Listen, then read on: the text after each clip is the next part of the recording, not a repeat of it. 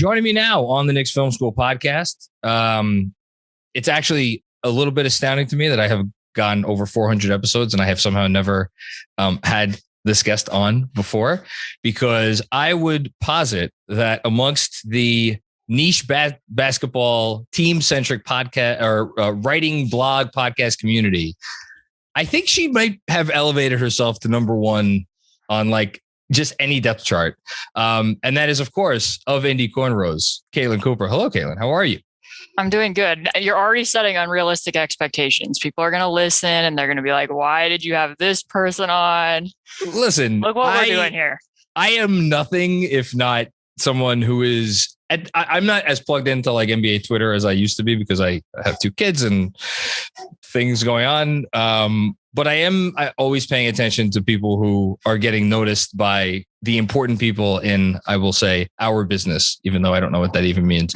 And you are someone who just continues to get noticed for your work. And it's with good cause, because, and I don't know if this is like some deal you made with the devil that like you have blown up, but you have to cover the Pacers, who are not exactly the most exciting of basketball teams. If you want to come clean on this podcast, you can do so. That's fine. I won't tell anybody. I think somewhat that might be a little bit to my benefit. People are always telling me like, oh, you should request a trade or this or that. And I'm like, well, I don't know if people would have recognized my work as much if I was covering the Knicks or, another bigger market team, because there's so many people covering them. Like the Pacers have a very small number of people who are covering the team. And especially right now with some of the that's going on, there's not a lot of competition in the market with, overall volume of podcasts and blogs that it seems like some other teams have. This may shock you. Not everyone who covers the Knicks is good at what they do. Just going to throw that out there. First and foremost, the person who's interviewing right now. But I make my way. Anyway, so we reached out to you like a week or two ago, whatever it was, because I went to Andrew and I'm like, hey, there seems to be a lot of smoke about the possibility of a Miles Turner trade. Why don't we get someone on here who actually knows a little bit about Miles Turner, instead of like the same Knicks people commenting on like the same 5 games that they've watched him play this year, and maybe like the 5 games they watched him play last year. Before we get to Turner, though, because I know you're someone who's incredibly cognizant about the state of the league at all times and kind of the Pacers' place within it. And the Knicks are kind of in the same spot. I think, I don't know, half a game or a game separates the two of them. They're both right now outside of the play-in looking in. Has this season, has any part of you watching them this year been like, this would be an awfully nice time to just let this season go the way of the dinosaur, and like the Pacers haven't had a top 10. What is it? I forget how long it's been since the Pacers have had a top 10 pick. I'm sure you know. Well, George was 10th, but inside the top 10 it's been since before I was born. Yeah. Yeah. There you go. Is there a part of you who's like, maybe it wouldn't be the worst thing if they leaned into that direction? Are you like, they may not need to lean into that direction and they may fall into it anyway? Or is this just not something you're even thinking about right now? Yeah, I mean, I think everybody's thinking about it. This team has felt a little bit purgatorial since the season started, to be honest, because I don't think it's completely fair to say they've run back the exact same core, because they did trade Victor Oladipo just within the last year. But overall, the main pieces are the same. And I know that there's a lot of fan apathy and frustration with the concept of being a tough out. And right now they're not even in the play-in picture. So it's kind of like, where does the goal, what is the optimism or the bright spot to really latch onto right now? Because they do have Chris Duarte, but they don't really have a young core. He's not young. Like he's only a year younger than Sabonis and Turner. So if you pivot, what is the real focus there, depending upon if they did make a trade? But I mean, the Pacers attendance have issues with getting fans in the building right now. So from a financial standpoint, it would kind of make sense if they wanted to go the seller's route to do it now. But I mean, I don't know how many people know this, but there was reporting over the summer that Kevin Pritchard at least considered the possibility of rebuilding, and the ownership kind of pushed back on that idea. And then obviously They hired Rick Carlisle, who they felt was the best coach available on the market. Their goal was to make the playoffs, and that hasn't come into fruition yet. But I mean, that was already a consideration. It just doesn't really seem right now, especially with the way the team is posturing, that they're necessarily willing to take several steps back to get better. It seems like they either want to see what this core can do or want to make, a mini move to see if they can remain competitive. Now, whether that's the correct track to go is another question, but that seems like that's what ownership's plan is. Yeah. Speaking of the posturing, good old Herb Simon came out and said what he said. Was that like in response to the Athletic report, or was that was that in response? Okay. Yeah. From what I gathered, they only had 5 reporters present at this meeting, and he basically wanted to get his side of the story on the record and put it out there that like, we're not going to be a team that tanks. Like, he's very morally opposed to tanking, and that isn't going to be the plan. And also, I do think, like, I use the word posturing. I think some degree it was maintaining leverage while also making sure that they're not going to downplay the players in the current locker room and say, we're not going to make a panic trade. Is basically what I took from it. Okay. And that's good. So I guess one more on this before we move to the Turner thing. Were you surprised by the Athletic report? And I guess in conjunction with that, how did you read the Athletic report? Because I glanced through it because I was obviously looking for like the mention of the Knicks, as I always do in these stories about like if they've been in contact. But like my initial impression was like, oh, they're gonna finally lean into this. But obviously that does not seem to be the case.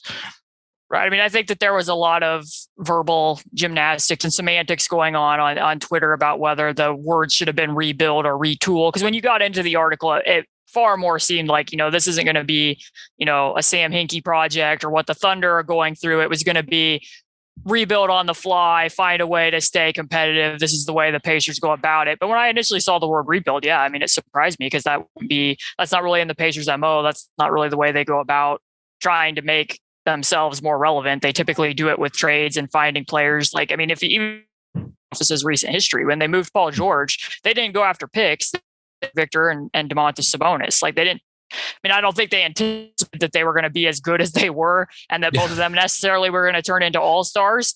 But point being, they weren't adamantly looking to take steps back and to get higher lottery picks. Even when they traded Victor, they probably could have gotten second rounders. Like, obviously his value had diminished from what he was and what position they were negotiating from, but they went and got Karis LeVert. Like, they got another player that they thought was going to help them. So that's generally what track they take. And that's probably, I mean, based on what ownership said, and I don't know if you saw it, but last night the Pacers were playing on TNT, and Jared Greenberg had a sideline report where he had said that he directly asked Rick Carlisle before the game, if you knew that you were going to an organization that was going to rebuild in your first year, would you have agreed to go there? And he said, no, I wouldn't.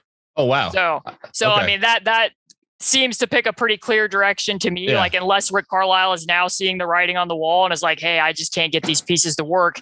We have to make a shakeup. We have to do something. It still seems indicative to me that, at least from the ownership standpoint and the coach that they just hired and they're paying $7 million a year to, that they would probably more likely, if they felt like the pieces weren't going to work, are going to look for a trade for a player that's going to help them stay competitive. Yeah. And I want to be very clear. I don't know if it's maybe not coming off this way, but like, and Knicks fans are not going to like when I say this, but I'm going to say it anyway. Like, this is not an apples to apples conversation comparison between these two teams. The Knicks are barely, as of right now, they're 21st in net rating. You guys are 14th and you're above board, even though the record is what it is. Like, I don't think the Pacers are a bad team. I don't need to get into the issues they've had this year with you. You've talked about that enough already, but like, I don't think this is a crazy stance to take necessarily. That said, retooling. Okay. So let's get into Mr. Turner. You've watched more Miles Turner basketball than anyone. I'll start here because you're huge on X's and O's and you're better at it than anyone. Do you feel like this is a player who, I don't want to say has untapped upside, but like, there would be a potential mistake if they got rid of him for, let's just say, the package that would probably be available for him, given, and we could get into that, but like, we kind of have an idea of what they're getting from Miles Turner, I think. Like, do you think that would be a mistake to let him go for that? Or is that something you think you'd be in favor of? I I mean, it's interesting because, I mean, and they like to point this out, the net rating between Turner and Sabonis is as good as it's been. Yep. But you also have to look at what the opponent 3-point percentage is in that. Like, I'm not going to equate it to all of that, but teams from three, when the two of them are on the court, are shooting like 31 or 32%. Last year under Nate Bjorkgren, opponents were shooting like 38 or 39%. Like, if there's some progression to the mean there, I don't think it looks quite as shiny as it does right now. And then obviously, like, I mean, you guys experienced this last night. The Pacers look like a competent basketball team a couple nights ago against the Detroit Pistons with Trey Lyles as a backup big. In between that, they lost to an undermanned Bucks team, getting spread out and not being able to stay in front of anybody defensively, and then struggling against blitzing coverage yet again. And then last night against the Heat, same thing. The Heat don't have three starters, but they're playing small and they're jacking threes. And then the Pacers have a math problem and they can't stay in front of people and they don't know the zone, and their own shooting is a problem.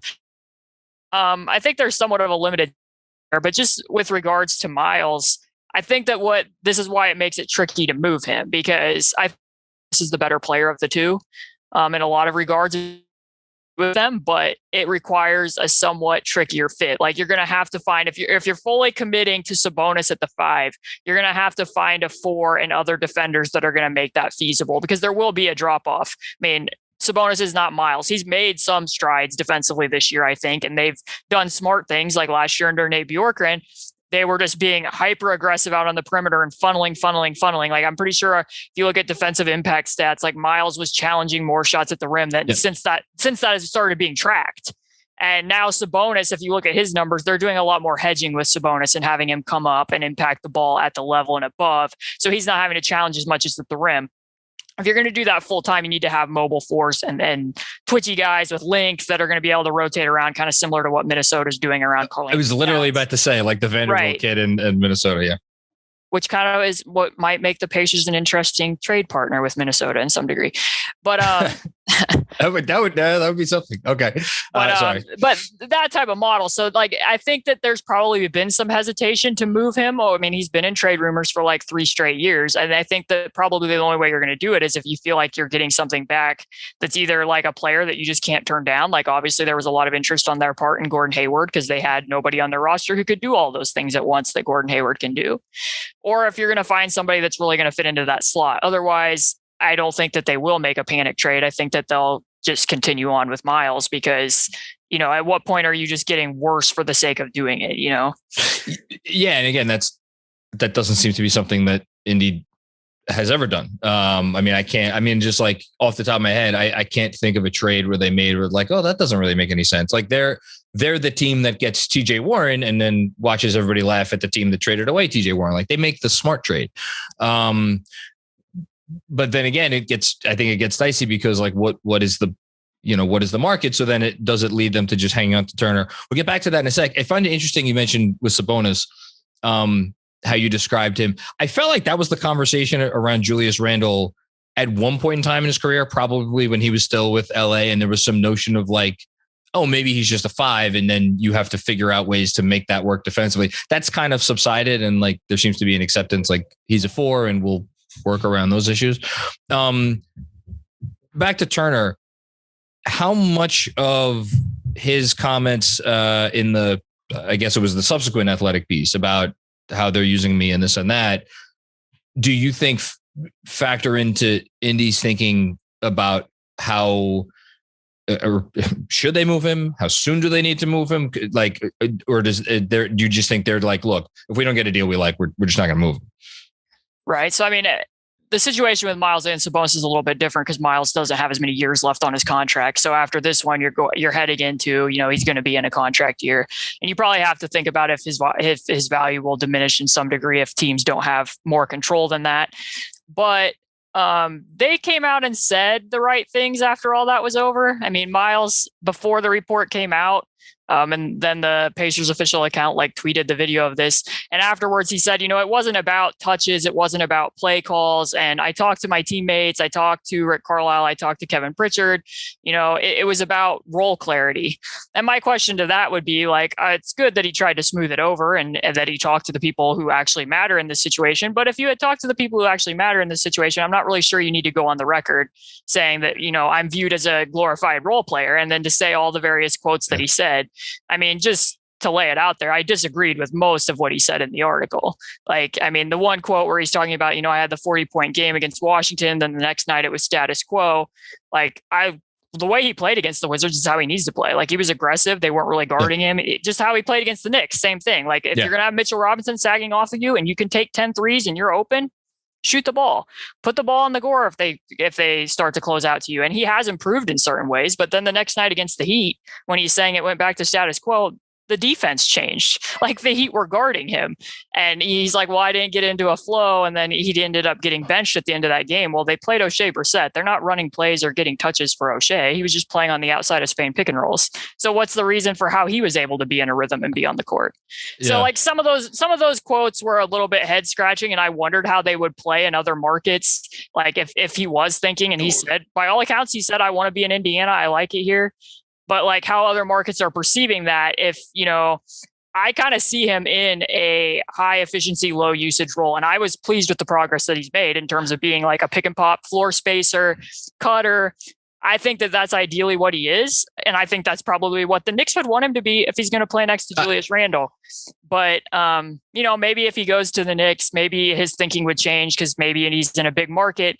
Maybe the things that he already does really well, like his rim protection and the strides that he has made as a floor spacer, get more appreciated. They're seen more. He's more visible, and maybe that's enough.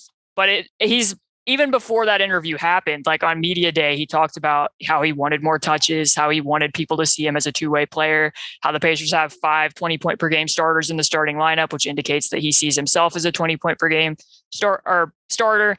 And that he said, like, I want to be an all-star in this league. I want to improve my numbers so I can get there.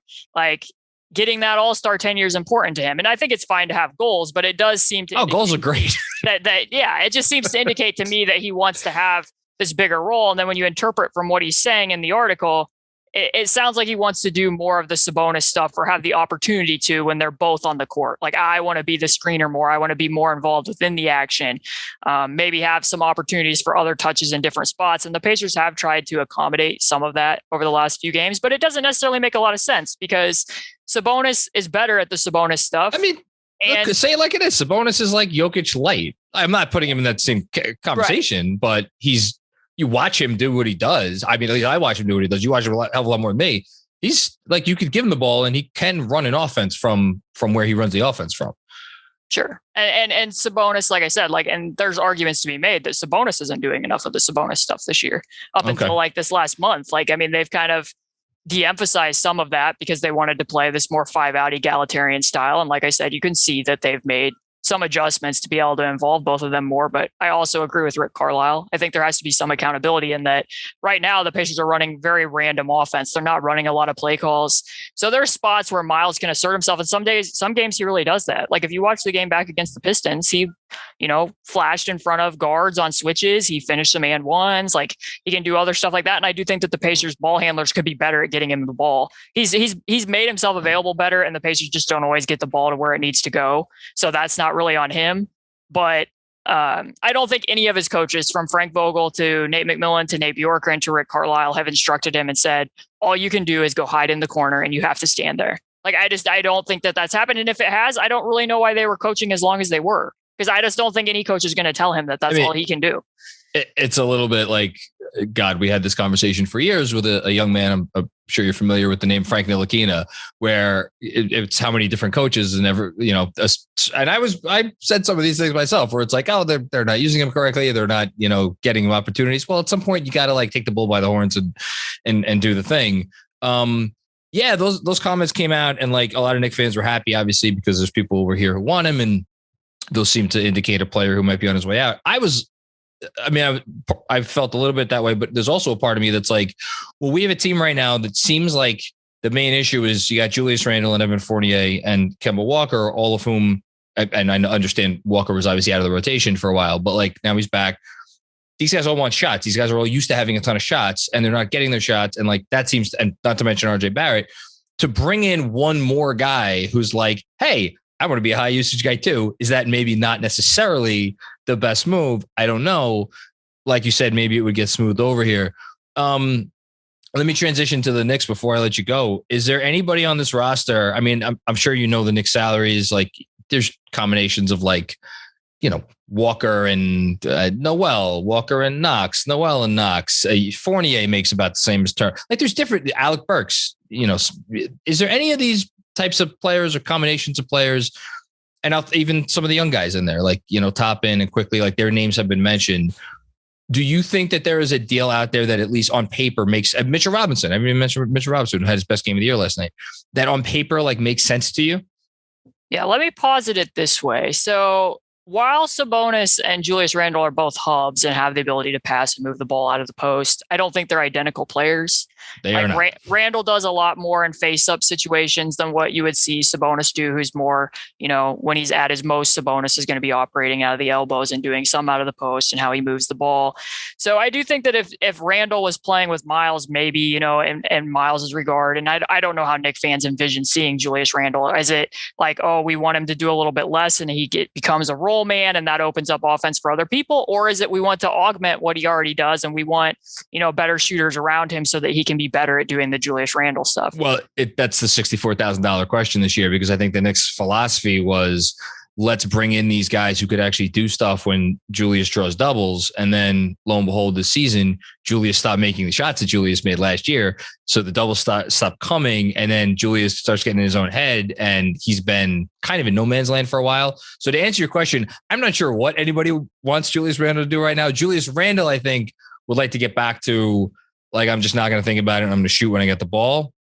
But so I think there is definitely a world where he becomes more of a finisher and playing off of, guys like Kemba, Fournier, Rose. But no, I think there's also a world where he's still the playmaker he was last year. And obviously he needs to start hitting shots before it's cascading effect. I think those two could work well together in theory. They work out together in the off season too. So like, I don't know, maybe that has something to do with it. Yeah. And because that's what I was going to say, like you could probably theoretically, and I went searching for these possessions over the weekend once I knew I was going to do this show. They don't run a lot of 4 or 5 pick and roll. The Knicks don't. That doesn't happen a lot. No. I think I found like a total of 10 possessions where this was a thing. But like if Miles wanted to be involved as a screener and you wanted to have Julius on ball, like I think most teams would probably switch that or go under on Julius and see if he could make a pull up 2 or a pull up 3. But like that's not really an option for Sabonis and Miles. Like you're not going to like Sabonis does a little bit on ball, but not to the degree that Randle could. And then obviously like just for the Knicks' sake, like you can spread Miles Turner to the corner in ways that you can't with Nerlens Noel and Mitchell Robinson if Randle is posting up. So that type of stuff. I mean, from the Pacers perspective, like I think that Toppin would have to be like the baseline. I mean, you kind of compare, this was the deal that I mentioned on our podcast yesterday. Like I kind of look at what the Magic got for Aaron Gordon when they abruptly veered to a rebuild because they have a similar trajectory between. That's not a bad comp. That's not a bad comp. What the Nuggets were looking for from Aaron Gordon, I think is what a lot of teams would be looking for from Miles Turner. That like, hey, you're going to come in and be this final piece to complete what we have. And you're going to play defense for us and you're going to complete that, which is what the Nuggets, when they're fully healthy, get from Aaron Gordon. So they got, expiring deal with Gary Harris, a future first round pick, and RJ Hampton being a young guy in a rookie deal. So if you look at that as a baseline, then I would, if I were the Pacers, I'd be like, hey, this is what the Orlando Magic just got. We want Toppin and we want a future first round pick and then whatever expiring contract you're going to throw in there to make the salaries match. I know that Knicks fans think that they're like going to escape this without having to give up Quickly or Toppin. And I just don't see that the Pacers are going to do that for spare parts. Like I understand that there might not be a super robust market because there's not a lot of teams that need a center. But I can look, have a wondering eye and look over at Minnesota and think, that's a new ownership group and that's a general manager with an interim tag. And there's been a lot of reports that Minnesota might want Miles Turner. So I feel like you could play that off.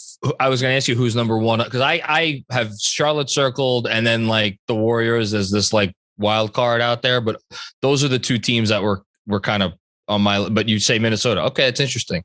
I hadn't really considered them as strongly. Right. Because I think in their case, like I've seen that actually reported. It was reported out of Indy over the summer that they had interest and it's been reported subsequently. Now, I don't know that I fully understand why you would want to have 2 centers in a hedge scheme, but nobody's guarding Jared Vanderbilt. So I think they probably think, if we have Miles out there, he can space the floor open for Cat. And, Miles isn't going to hurt our defense. So we can still drop him back. Maybe Cat can defend some on the perimeter. I don't know what the entire thinking is, but if you look at that one from the Pacers perspective, I would be like, you're probably going to end up with like Taurean Prince's contract. They have picks. They could give you first round pick. And then I would be after Jaden McDaniels because I think he makes a lot of sense if you're going to have Sabonis at the 5 to throw him out there. I think he's a very intriguing prospect. So, but then this all goes full circle. And I'm just thinking back in my head to Carlisle last night saying if he knew that a team was going through a rebuild, that, that isn't something I'd want to do. So then it makes me think that they're going to be after a player. Like it's not really so much going to be like taking a step back and maybe getting excited about a younger prospect. It's going to be, we have an eye on that guy. And if we can't get him, we're just going to ride this out. Yeah. But I mean, so like Andrew makes fun of me whenever I bring up something said on the Low Post, which I do probably once an episode, but like they were talking about it a couple weeks ago about how like Indy, the nice thing about Indy is they do have so many guys who you feel like they could lose one and maybe even two. And like, there's still pieces that maybe the what is it? The rising tide. So the tide doesn't fall too much. Like, the thing still stays afloat. I mean, again, I don't know nearly as much as you on that end, but I like Vanderbilt too. If they could get Vanderbilt, I think that would be interesting. A couple more, and then I promise I'm going to get you out of here. So we have a Charlotte pick that's like, it's basically going to convey as like a mid-teens pick. And then we have a Dallas pick next year that's top 10 protected. Do you think, again, I'm asking you to like guess, but like, do you think they will prioritize the best first round pick or the highest ceiling first round pick? Or at least let me rephrase that again, a first round pick that has a ceiling of potentially like unprotected or top 3 or top 5 protected, as opposed to one of these protected jobs? Or do you think that they would more prioritize like, oh, we could get this player. We're more focused on the young player that we could get back in this trade? I think that they're going to be more focused on the young player that they can get back and how, because of what you just said.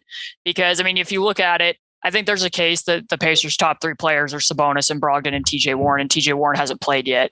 So it's kind of tough to say exactly how everything fits until you know what he's going to look like. And if he's back, I mean, there's reports that he wants to stay in Indiana. He's obviously in a contract year, so there's no guarantees there.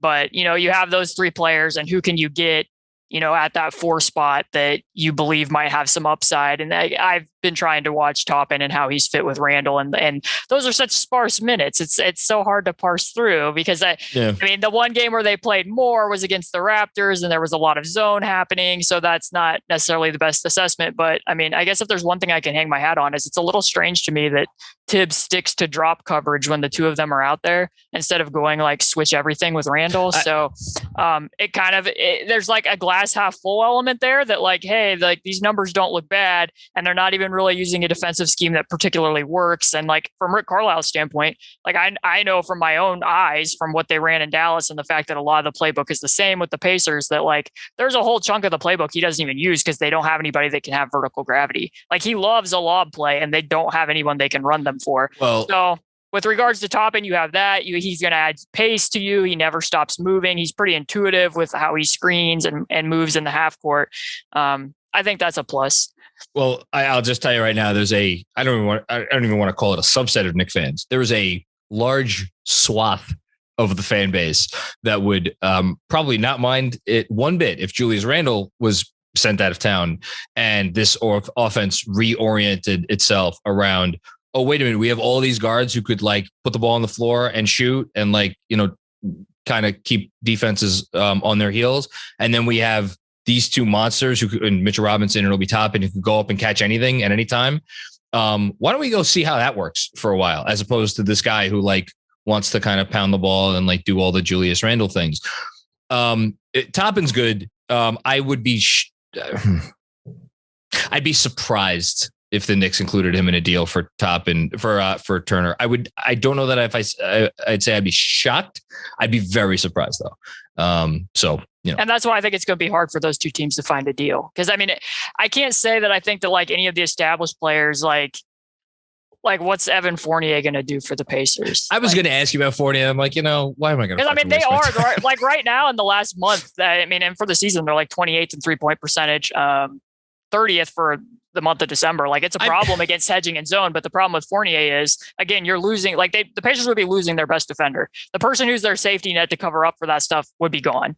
Yeah. And then you're adding in somebody who's been incredibly harmful to the New York Knicks defense at times into, not having the same degree of rim protection. Like, I don't see that as particularly feasible. I wonder. Actually, no. I want to ask you very quickly. Turner's defense, it's not fool's gold, because there are a subset of people out there who think that it's like fool's goldy. It's real. It's legit, right? Right. I think, he's a tremendous pick and roll defender. Obviously, he's going to be better in drop. I think some of the stuff with him being able to switch out on the perimeter is a little bit overstated.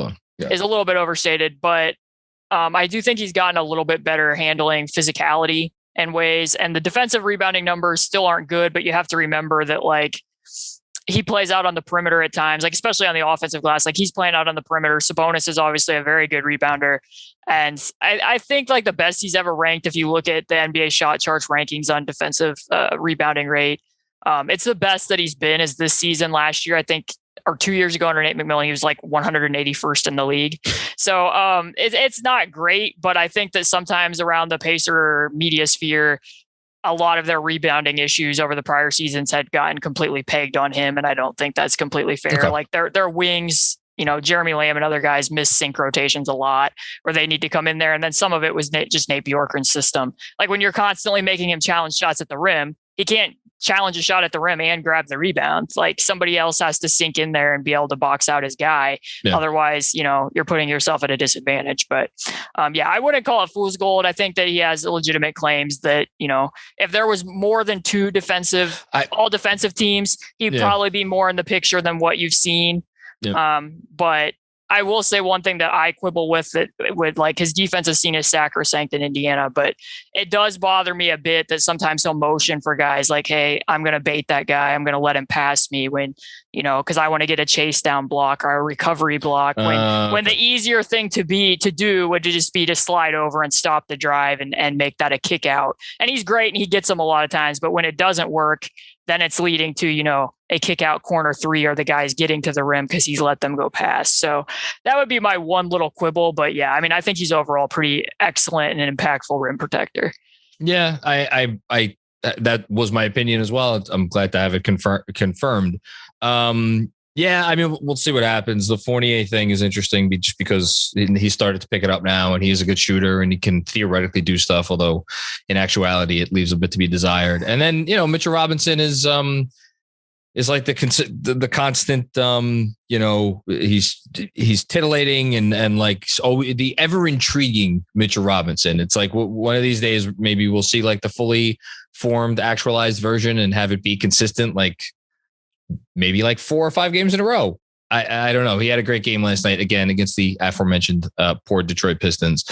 I think I would be surprised, even though, as we've discussed, it might be tough to find a match. I'd be surprised if there weren't rumors that come out over the next month or so, because I do think there's something to it.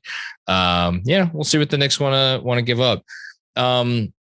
Lastly, before I let you go, I do have to ask, like, in all seriousness, you have kind of blown up in like the last year and change. What's that been like for you? Like, to get noticed on a national scale? I have to think, because I know from your work, I could tell the amount of hours you put in. So how does that feel to kind of get recognized finally?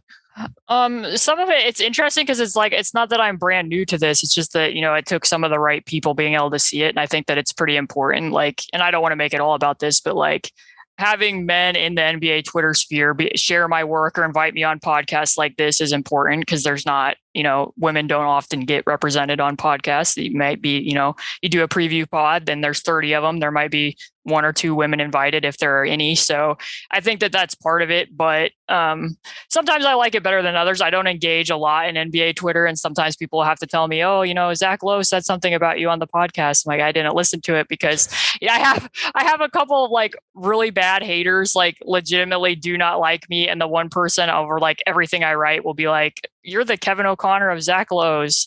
So like, I don't know why Kevin O'Connor's taking strays in this conversation, but like, I try to distance myself from that so that like my work doesn't seem derivative, but obviously I'm very much appreciative and as many eyeballs as I can get.